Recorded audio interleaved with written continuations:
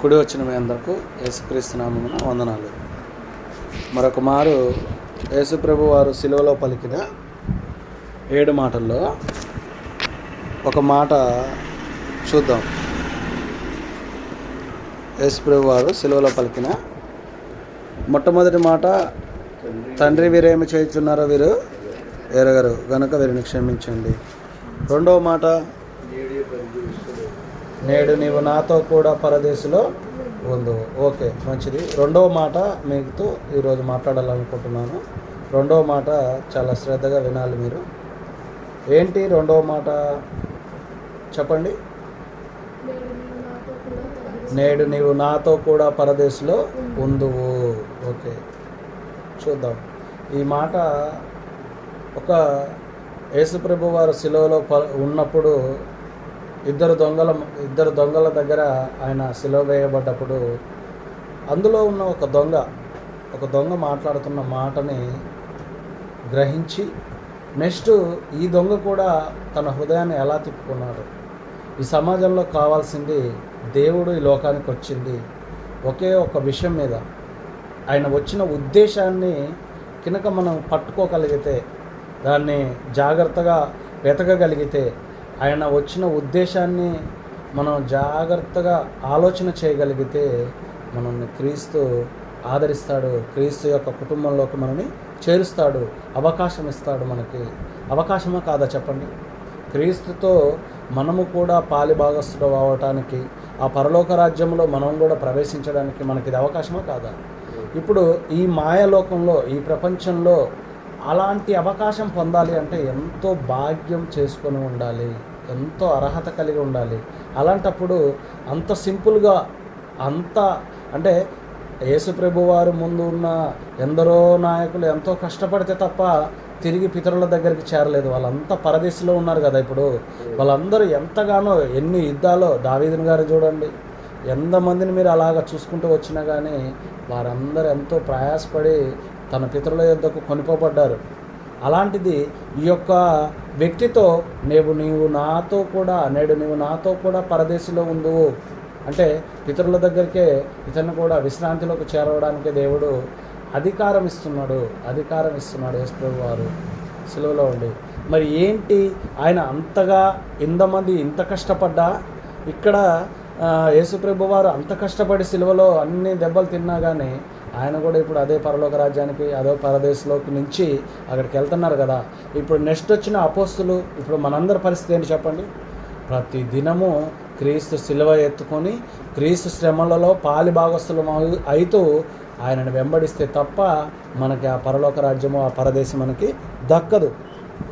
కనుక మనము చాలా జాగ్రత్తగా అసలు అక్కడ పలుకుతున్న మాటను ఒకసారి అర్థం చేసుకోవాలి. అసలు ఫస్ట్ ఒకసారి ఆ మాట చూద్దాం. లూకాసు వార్త 23వ అధ్యాయము, 39వ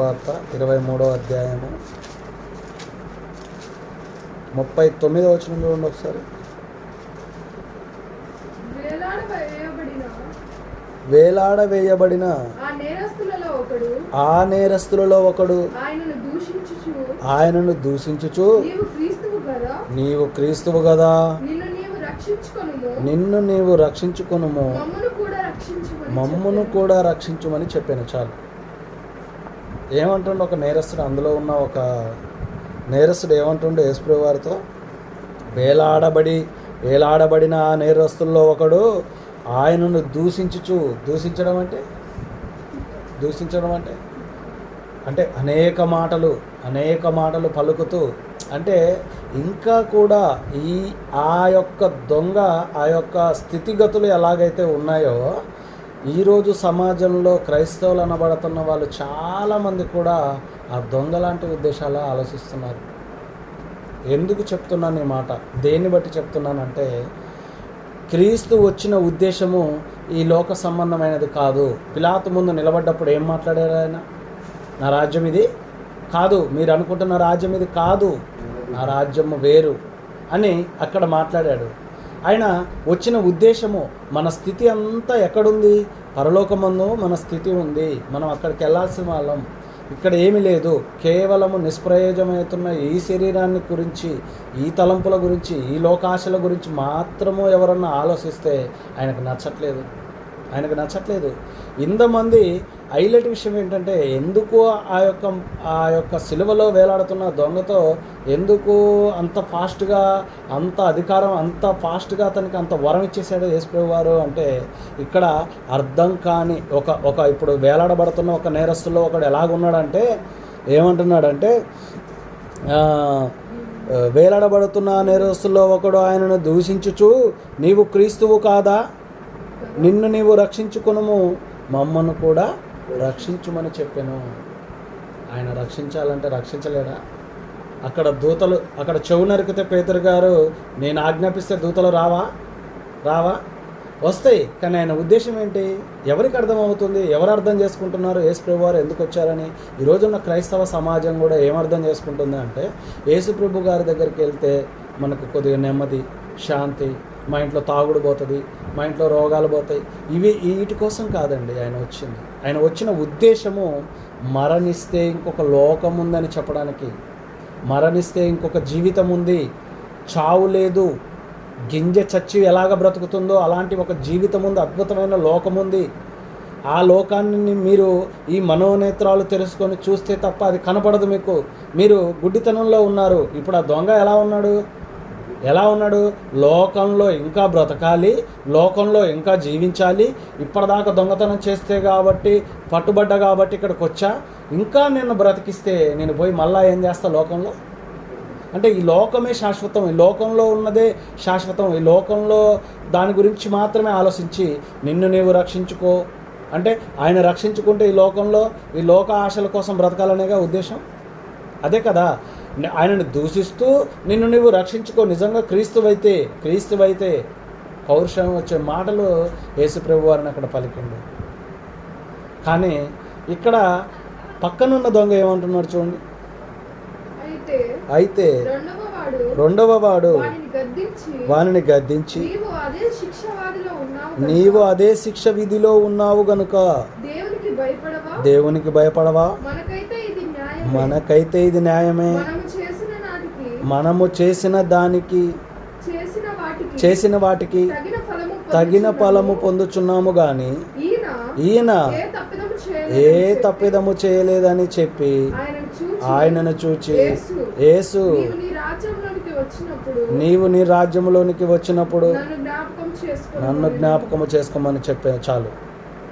రెండో దొంగ ఏం మాట్లాడుతున్నాడు చూడండి.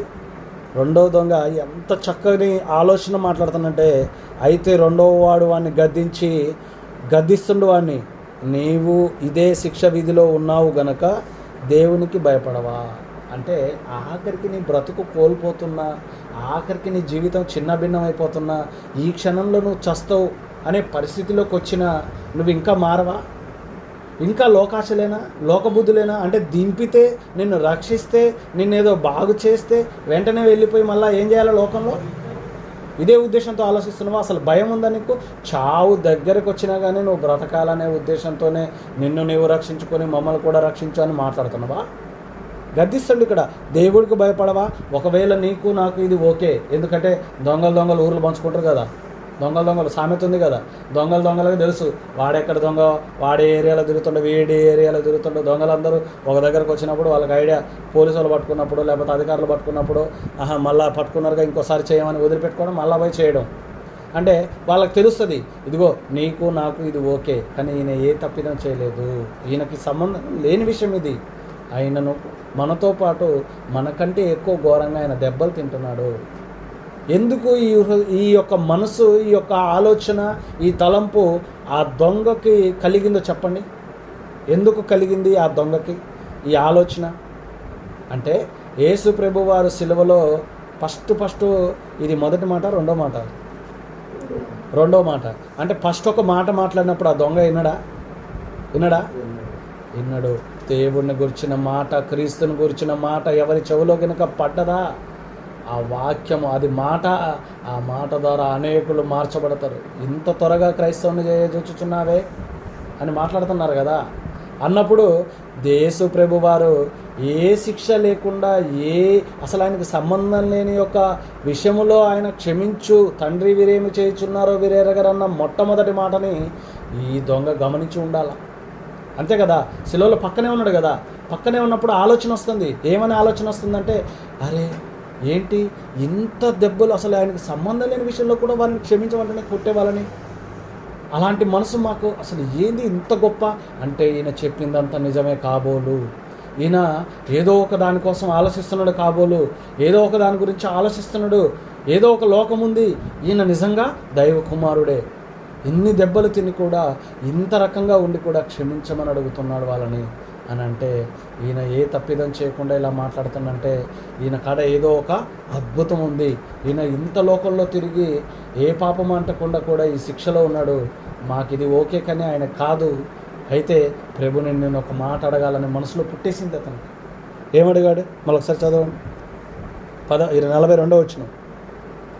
అక్కడ ఆయనను చూచి యేసు, నీవు నీ రాజ్యములోనికి వచ్చినప్పుడు నన్ను జ్ఞాపకము చేసుకోమని అనెను. యేసు, నీవు నీ రాజ్యములోనికి వచ్చినప్పుడు నన్ను జ్ఞాపకం చేసుకో. యేసు ప్రభు వారికి మామూలుగా నచ్చలేదండి. ఆ ఒక్క మాటకి ఆ దొంగ ఎంత అద్భుతంగా నచ్చాడంటే దేవుడికి, అసలు దేవుడు ఇస్తున్న వరం తర్వాత చూడాలి మనం వెంటనే కింద. దానికంటే ముందుగా మీకు ఎందుకు యేసు ప్రభు వారు వెంటనే అతనికి ఇచ్చాడంటే, మనం ఇక్కడ అర్థం చేసుకోవాల్సిన విషయం ఏంటంటే, ఆయన బ్రతికి ఉన్నంత కాలం సువార్త ప్రకటిస్తుంటే ఆయనతో పాటు పొద్దున్న లేకపోతే అన్ని చేపలు పట్టినప్పుడు చేపలు విస్తారంగా పడ్డాయి, కుంటోళ్ళని గుడ్డోళ్ళని ప్రతి వ్యాధి కలగ వాళ్ళని చనిపోయిన వాళ్ళని అందరినీ లేపుకుంటూ వస్తుండు. భోజనము కూడా 5 రొట్టెలు 2 చేపలు 5,000 మందికి పంచిన అన్ని మహత్కార్యములు చూసిన శిష్యులే పారిపోయారండి. శిష్యులు ఏం చేశారు? అర్థమైందా యేసు ప్రభు వారికి? వాళ్ళకి అర్థమైందా నిజంగా ఇంకో లోకం ఉంది, ఆయన ఇప్పటిదాకా మాట్లాడిన ప్రతి మాట కూడా ఇంకో లోకం గురించి అని ఇన్ని ప్రసంగాలు ఇన్ని రకాలుగా యేసు ప్రభు వారి నోట్లో నుంచి వచ్చిన మాటల ద్వారా కూడా వాళ్ళు ఒక్క ప్రసంగాన్ని కూడా నిజముగా హృదయంలోకి తీసుకోలేదు.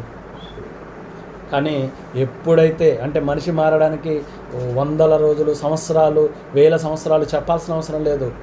ఒక్క సెకండ్ చాలు జీవితం మారడానికి. అవునా కాదా? ఒక సెకండ్లో ఏం జరిగింది? ఒక సెకండ్లో నీ ఊపిరిపోతే ఎక్కడికి వెళ్ళిపోతావు? ఒక్క సెకండ్లోనే పాతాళానికి జారిపోతావే. ఒక సెకండ్లో పాతాళానికి వెళ్ళిపోతానవే. నీ జీవితం మార్చబడాలంటే ఒక్క సెకండ్ చాలు. ఒక్క సెకండ్ నువ్వు దేవుడి దగ్గర నీ పూర్ణ హృదయంతో అడగగలిగితే, ఆయన వచ్చిన ఉద్దేశం ఏంటో ఇంతమంది ఎవరు గుర్తించలేదు. అందరూ కూడా ఇంకా శరీరానికి దెబ్బలు తగులుతున్నాయని ఏడుస్తూనే ఉన్నారు, ఇంకా ఆయనను కొడుతున్నారనే పౌరుషంతో తిరుగుతున్నారు, ఇంకా ఆయనను కొడుతున్నారనే మమ్మల్ని కొడతారని పారిపోయిన వాళ్ళు ఉన్నారు. ఇంత వాక్యము. ఆఖరికి ఆ పక్కనున్న దొంగ కూడా ఇంకా ఈ భూమి మీద ఏదో ఉంది, ఏదో సాధించాలన్న ఉద్దేశంతోనే మాట్లాడాడు తప్ప ఈ దొంగ అర్థం చేసుకుంది. హైలైట్ విషయం ఇంకా ఒక మాట చెప్పను మీకు. ఒకవేళ యేసు ప్రభు వారిని ఎంతగా నమ్మిండు, ఎంతగా హృదయంలోకి తీసుకున్నాడంటే, ఫస్ట్ దేవుడికి భయపడ్డాడు, రెండోది యేసు ప్రభు వారిని పూర్తిగా నమ్మేసిండు. పూర్తిగా ఎలా నమ్మేసిండు ఒక మాట చెప్తాను నేను. ఎందుకంటే ఆ మాట మనకు అర్థమైతేనే ఈ పాఠం మొత్తం అర్థమైపోద్ది. ఈ మాటలు దేవుడు పలికిన మాట అర్థమైపోద్ది. ఏంటి అంటే, ఇదిగో ఒకవేళ మీరు చెప్పండి, శిలువలో ఏలాడబడతా ఉండే యేసు ప్రభు వారు, కాళ్ళకి చేతులకు మేకులు కొట్టారు, ఆయన ఒళ్ళంతా రక్తం కారుతుంది. అసలు ఆ శిలువలో నుంచి దిగి వచ్చే పరిస్థితి ఉందా? ఆయన ఇతరుల వ్యక్తికి ఇంత సహాయం చేసే పరిస్థితి ఉందా? ఆయనకి దాహం అయితేనే దాహం తీసుకోలేని పరిస్థితిలో ఉన్నాడు. ఆయన ఏ పొజిషన్లో ఉన్నాడు యేసు ప్రభు వారు? టోటల్ జీరో అయిపోయింది. టోటల్గా ఏమైపోయిండు? ఆ శిలువలో ఏమైపోయిండు? పరిస్థితి ప్రాణము కొట్టుమిట్లాడుతుంది, ఏ క్షణాన ప్రాణం పోద్దో తెలవని పరిస్థితిలో ఉన్నాడు. అలాంటి పరిస్థితుల్లో ఈయన నాకు సహాయం చేస్తాడని నమ్మిండి చూడు దొంగ. ఇప్పుడు అవతల వ్యక్తి ఏదన్నా వాళ్ళు బాగున్న వాళ్ళు మనకి ఏదో సాయం చేస్తారు, ఆయన బాగా మాట్లాడగలుగుతాడు, మనతో మాట్లాడతాడు, ఆయన మనని బాగా బలంగా ఉండు, నలుగురిని కొడతాడు అని ఏదో ఆశించిపోతున్నావు కదా, లోకంలో ఏదో ఆశించిపోతున్నావు కదా. ఇక్కడ సహాయము చెయ్యని స్థితిలో ఆయనే నాకు సహాయం చేసేవాడని పూర్తి మనసు పూర్ణ హృదయం ఇచ్చేసిండు దేవుడికి. కనుక ఆ మాటకి యేసు ప్రభు వారు ఫిదా అయిపోయాడు. ఇది కదా నేను కోరుకుంది, నా రాజ్యం ఉందని. ఆ యొక్క పిలాతు అంత జ్ఞాని, అధికారులకు ఏముంటుంది? జ్ఞానమే ఉంటుంది. అలాంటి అధికారికి కూడా అర్థం కాని జ్ఞానాన్ని ఇక్కడ ఈ దొంగ అర్థం చేసుకున్నాడు. ఆయన దీనస్థితి, ఆయన విధానము, ఆయన ఒక మాటలు, తండ్రి వీరిని క్షమించని ఆ పలికిన ఆ మాటలని తన హృదయంలో నింపుకున్నాడు. ఏదేమన్నా కానీ ఆయనకంటూ ఒక రాజ్యం ఉందని పూర్ణ హృదయంతో నమ్మిండు. దేవుడికి భయపడ్డాడు. పక్కన వాడిని కూడా గద్దించిండు. అయ్యా మళ్ళీ అడిగే విధానం కూడా చూడండి ఎంత బాగా అడుగుతున్నంటే, యేసు యేసు గ్యాప్ అక్కడ, యేసు నీవు నీ రాజ్యములోనికి వచ్చినప్పుడు నన్ను జ్ఞాపకము చేసుకో. అయ్యా నన్ను చేర్చుకోవట్లేదు, మళ్ళా చేర్చుకోవట్లేదు, ఎందుకంటే నేను దొంగని, నా జీవితం చిన్న భిన్నమైపోయింది, చేర్చుకోయా అనట్లేదు. జ్ఞాపకం చేసుకోయా, గుర్తు చేసుకోయా, నీకంటూ ఒక రాజ్యం ఉందయ్యా, నేను నమ్మినయ్యా, నన్ను జ్ఞాపకం చేసుకోయా అని. ఎంతమందికి ఉంది మనసు? ఎంతమందికి యేసు ప్రభు వారికి చూసి నమ్మిన వారి కంటే చూడక నమ్మిన వారు ధన్యులు. ఎక్కడ 2-3 నా నామం పేరట ఉంటారో యేసు ప్రభు వారు చెప్పారా? ఎక్కడ 2-3 నా నామం పేరట ఉంటారో వారి మధ్య ఏముంటానన్నాడు? నేనుంటా, నేను మీతో మాట్లాడతా అని చెప్పాడు. మరి ప్రార్థనకు కూర్చున్న ప్రతి చోట 2 కానీ 3 కానీ ఉండి, లేకపోతే భార్యాభర్తలు ఉన్నప్పుడు దేవుడు మన మధ్యలో సంచరిస్తున్న సంగతి ఎంతమంది నమ్ముతున్నారు? ఎంత విశ్వాసం అనేది? ఏది విశ్వాసం అనేది? ఏది విశ్వాసం? మందిరానికి వెళ్ళినప్పుడు మాత్రమే దేవుడు ఉన్నాడు, ఇంటికి రాగానే చర్చిలోనే దేవుడు ఉన్నాడు అనే ఉద్దేశంకి వెళ్ళిపోయారు. నా హృదయంలో ఉన్నాడు, మాతో ఉన్నాడని ఎవరు నమ్ముతున్నారు? ఎవరు నమ్ముతున్నారు? హృదయంలో లేడు, మాతో లేడు అని చెప్పే కదా ఒంటరిగా ఉన్నప్పుడు ఇష్టానుసారమైన ఆలోచనలు చేస్తాం. నలుగురిలో ఎవరు, ఇప్పుడు అయ్యగారు లేడు, ఇక్కడ ఎవరు లేరు, గద్దించేవారు లేరంటే టీవీ పెట్టుకుంటాం, అంతే కదా. దేవుడు మనతో ఉన్నాడన్న మాటనే నువ్వు నమ్మలేకపోతున్నావు.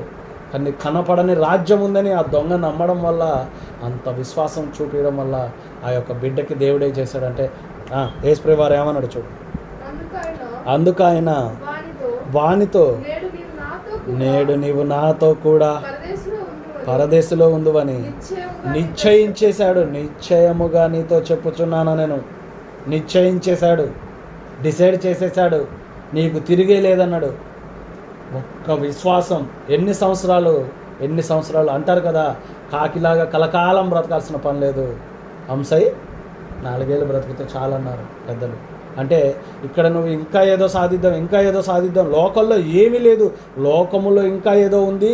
యేసుప్రభు మమ్మల్ని రక్షిస్తాడు, యేసుప్రభు మా పిల్లల్ని మమ్మల్ని చూస్తాడు, యేసుప్రభు ఈ లోకంలోనే, అంటే ఈ లోకం వరకే, ఈ జీవితకాలం మటుకే క్రీస్తునందు నిరీక్షింపబడితే మనుషులందరికంటే దౌర్భాగ్యం అవుతున్నాం మనం క్రైస్తవులుగా.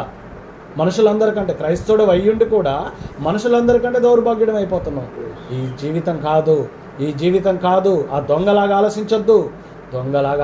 ఇంకా లోకంలో యేసు ప్రభు వారు మహత్కార్యములు చేస్తాడు, మమ్మల్ని రక్షిస్తాడు, అది ఇదని ఆ క్షణంలో కూడా అతడు ఇంకా బ్రతకాలన్న ఆలోచన, అంటే ఇక్కడే ఏదో ఉందనే ఉద్దేశంతో మనుషులు ఇంకా కూడా యేసు ప్రభు వారిని ఈ లోకం కోసమే ఆలోచిస్తున్నారు. ఆయన మా రోగాలు పోగొడతాడు, ఈ లోకంలోనేగా రోగం ఉంది. రోగం ఉంటే నీవు దేవుడి పనిలో, సువార్త పనిలో ముందుకెళ్ళు. నీ చింతాయవత ఆయన మీద వేయమన్నాడు కదా, ఆయన చూసుకుంటా అన్నాడు కదా. నీకు రోగం వస్తే చూస్తాడు, వ్యాధి వచ్చినా చూస్తాడు, హింస వచ్చినా చూస్తాడు, కరువు వచ్చినా చూస్తాడు. ఏది ఆ మాటకి నమ్మకం? ఏది? కనపడని రాజ్యాన్ని కనపడుతున్నట్టుగా నమ్మిన అతను గొప్పవాడా? అతను దొంగై ఉండి కూడా అతను గొప్పవాడా? పొద్దాక క్రైస్తవుడని చెప్పుకుంటూ మరలా అయ్యా మాకు అది లేదయ్యా, అయ్యా మాకు ఇది లేదయ్యా, మమ్మల్ని అలా బ్రతికించయ్యా, ఇలా బ్రతికించయ్యా. ఎందుకు? అయా నీ ఉన్న రాజ్యానికి తిరిగి చేరుకోవడానికి నీ మాటలు దినదినము మా హృదయంలో నింపుకొని ఈ మాటల ద్వారా అనేకులకి సువార్త ప్రకటిస్తాము, అనేకులను మేము మార్చుకోవడానికి మాకు అవకాశం దయచేయ్యా. ఆ దొంగ వల్లే మొదటి దొంగ వల్లే మేము ఉండకుండా రెండో దొంగలాగా మేము కనపడని రాజ్యం కోసం ఎదురు చూసే బిడ్డలుగా మేము ఉండుట కృప దయచేయమని మనమందరము దేవుణ్ణి వేడుకోవాలని మనమందరం అడగాలి. కనుక ఇట్టి యొక్క అవకాశము మనకు దొరికింది. దేవుడు చూసి నమ్మిన వారి కంటే చూడక నమ్మిన వారు ధన్యులు అన్నాడు.